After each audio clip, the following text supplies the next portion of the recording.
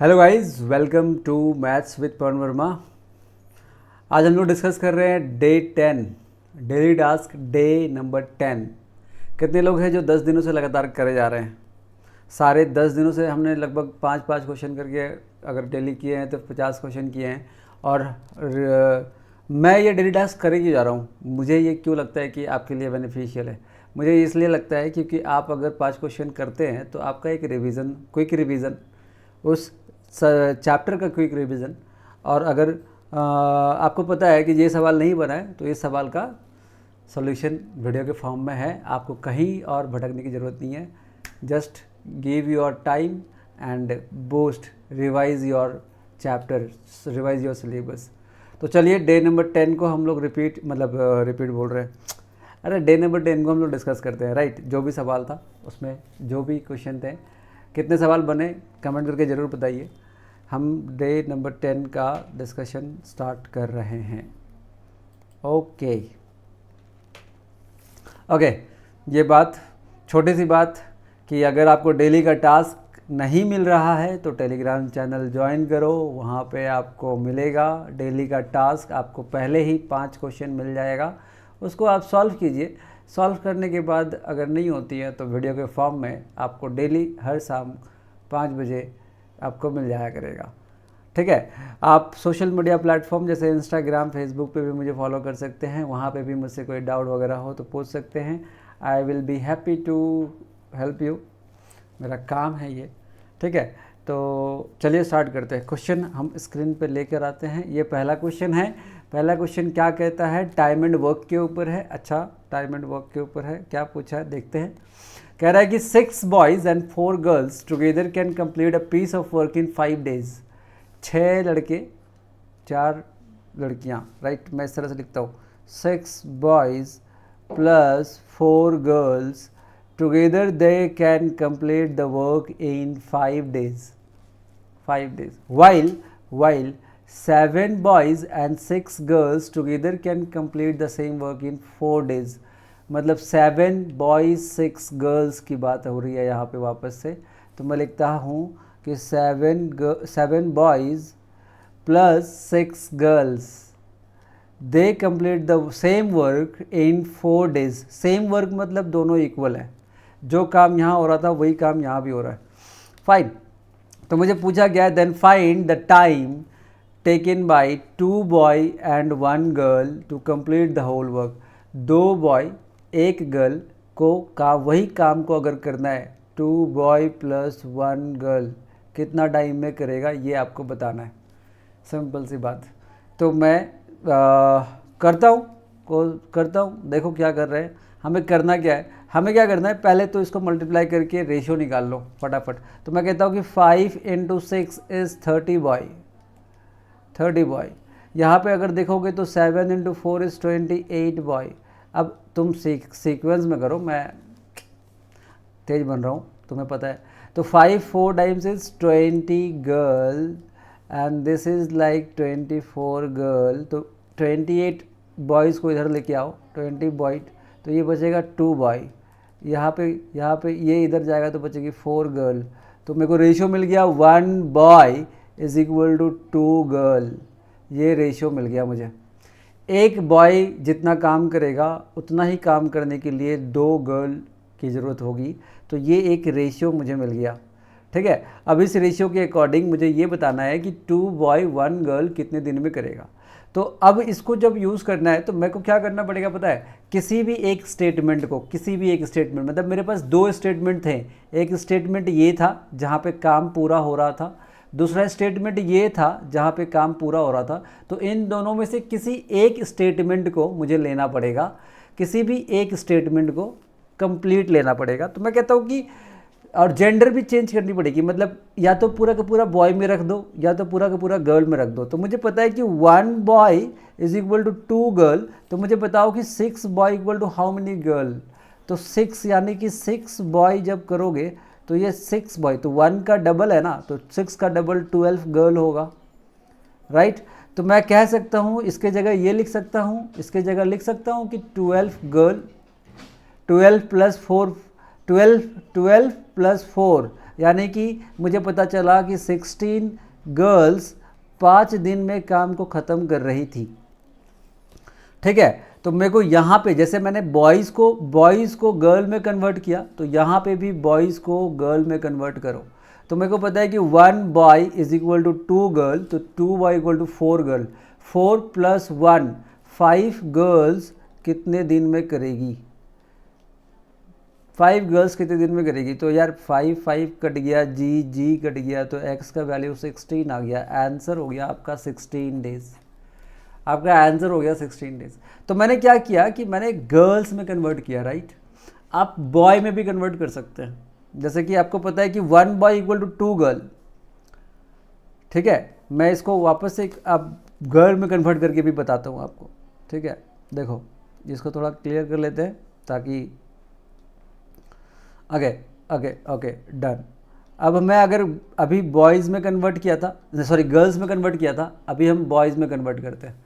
तो बॉयज़ में कन्वर्ट करते हैं तो कलर भी चेंज कर लेते हैं। चलो, तो मेरे को पता है कि मुझे पता है कि 2 गर्ल इक्वल टू 1 बॉय, तो मेरे को पता 4 girl equal to how many boys.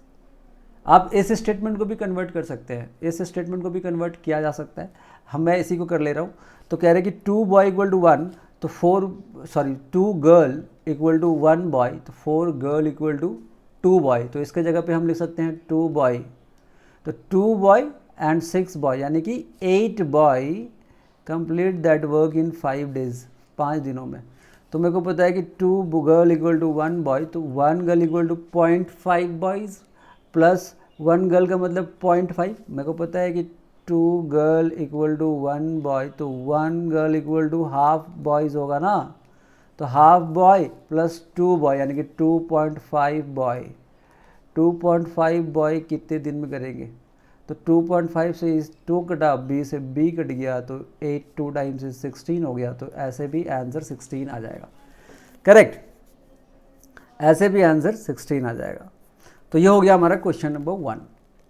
Question number 1, ठीक है। क्वेश्चन नंबर 2 पे आते हैं। कहता है कि at present salary of Mohit and Ganesh are in the ratio 8:5।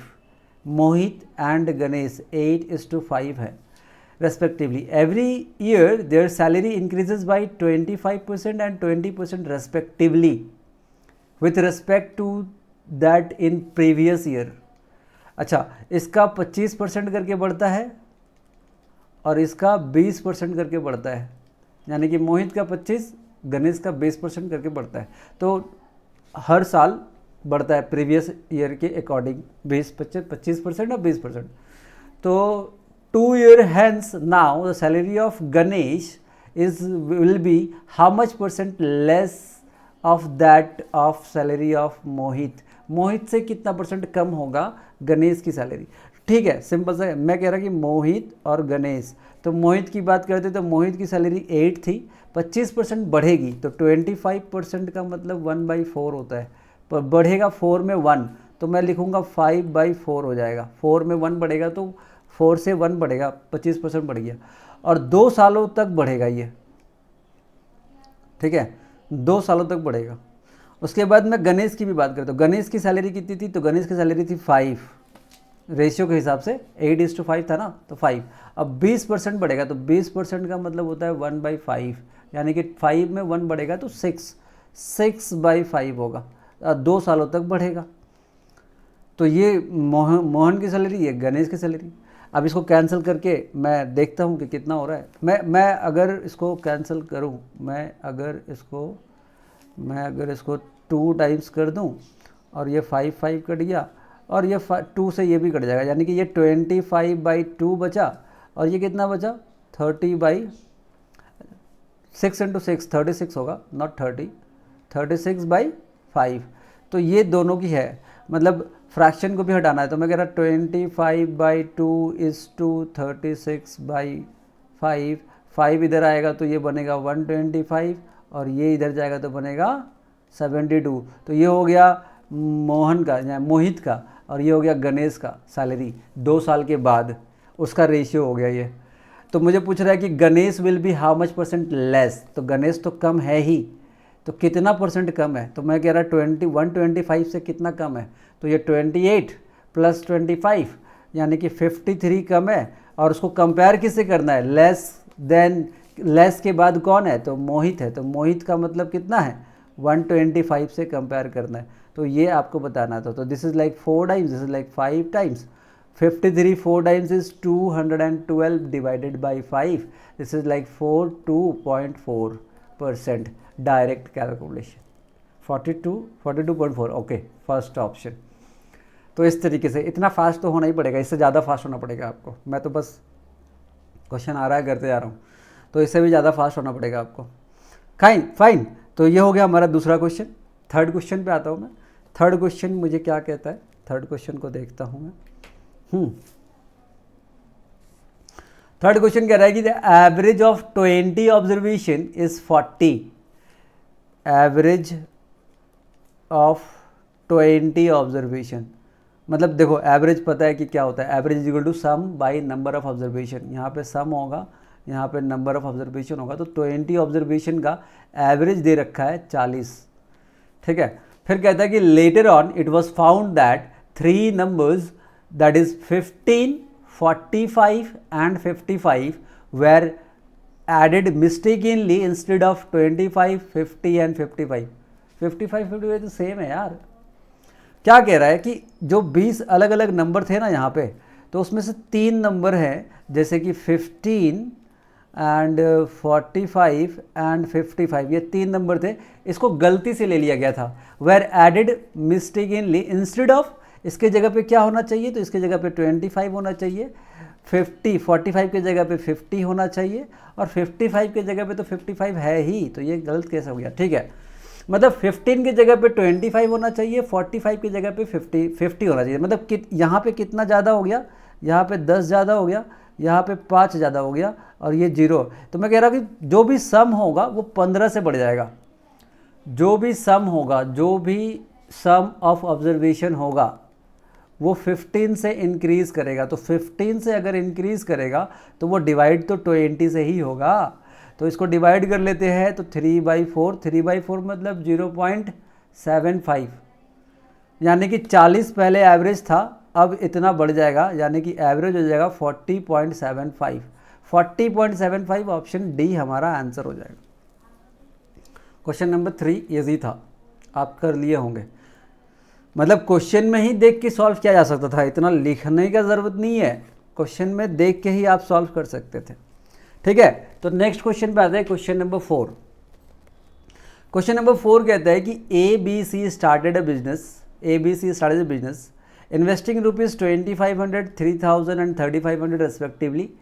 ABC मैं लिख लेता हूँ, ABC कितना कितना, तो मैं 0 को अवॉइड करता हूँ, 25, 30 एंड, अब इसको भी अवॉइड कर सकते हो तुम, मैं कह रहा था 25, 30 क्यों लिखूँ मैं, रेशियो लिखूँ, डायरेक्टली रेशियो लिखेंगे, 25 मतलब 5, 30 मतलब 6, 35 मतलब 7, इस तरीके से पैसे लगाया। फिर कहता है कि A invested his sum for 12 months, A ने 12 महीने के लिए पैसे लगाए, ठीक है।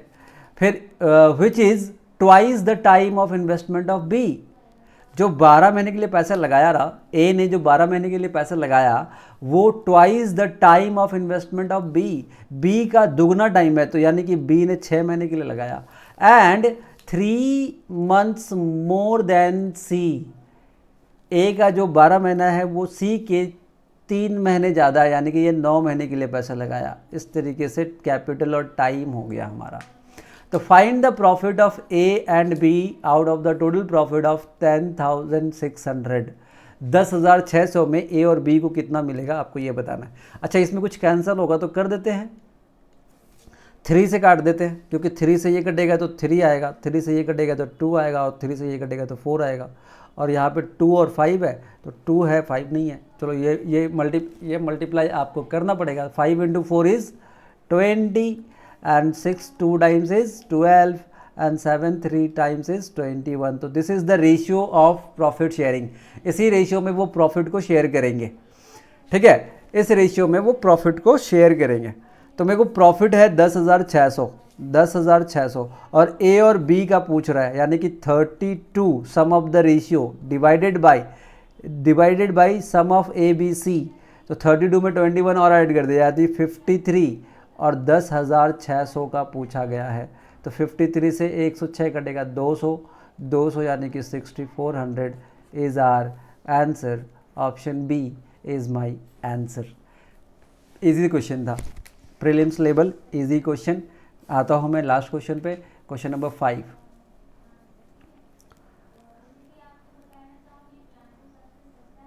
क्वेश्चन नंबर 5 देखो क्या कह रहा है कि if an article is sold at discount of 65% mark price and profit of 30% is made.